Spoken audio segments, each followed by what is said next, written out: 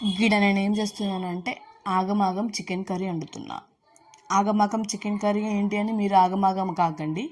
ఒకరోజు నైట్ నాకు బాగా చికెన్ తినాలని అనిపించింది. అయితే చికెన్ తెచ్చిన తర్వాత దాన్ని ఆగమాగం వండినా అనమాట. అందుకే దీనికి ఆగమాగం చికెన్ పేరు అని పెట్టిన. ఈ ఆగమాగం చికెన్ ఎట్లా చేసుకుందామో ఇప్పుడు చూద్దాం. ఫస్ట్ ముందుగా చికెన్ని మంచిగా కడుక్కోవాలి. ఆగమాగం కడుక్కోవద్దు. మళ్ళీ ముందు చికెన్ తింటే ఏ రోగాలు వస్తున్నాయో అంటున్నారు. ఎందుకు మనకు లొల్లి, అందుకే చికెన్ ఫస్ట్ మంచిగా వాష్ చేసుకోవాలా. ఆ తర్వాత మంచి బొగాన పెట్టుకొని అందులో ఆయిల్ వేసుకొని, ఆయిల్ వేడైన తర్వాత జీలకర్ర, బండ పువ్వు, బిర్యానీ ఆకు, ఇలాచీ, లవంగ, చెక్క, మరాఠీ మొగ్గ, స్టార్ ఫ్లవర్ అన్నీ వేసుకోవాలి. అన్నీ వేసుకుని అది కొంచెం గోలిన తర్వాత ఒక 4 పచ్చిమిరపకాయలు కట్ చేసి వేసుకోవాలి. పచ్చిమిరపకాయ వేగిన తర్వాత నేను 2 ఆనియన్స్ కట్ చేసుకొని పేస్ట్ చేసుకున్నా. ఆ పేస్ట్ వేసుకోవాలి. ఆ పేస్ట్ కొంచెం సేపు వేయించాలి, పచ్చి వాసన పోయిందాకా వేయించాలి. ఆ తర్వాత అప్పుడు అందులో అల్లం వెల్లుల్లి పేస్ట్ వేసుకోవాలి.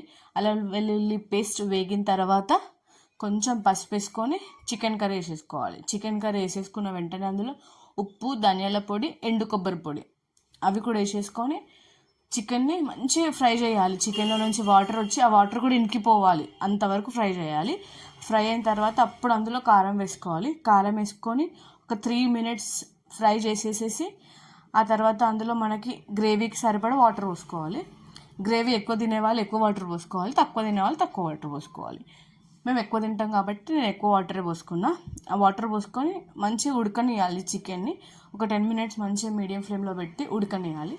10 మినిట్స్ తర్వాత మూత తీసి చూసి చికెన్ కర్రీ రెడీ అయిపోతుంది. ఆగమాగం చికెన్ కర్రీ రెడీ.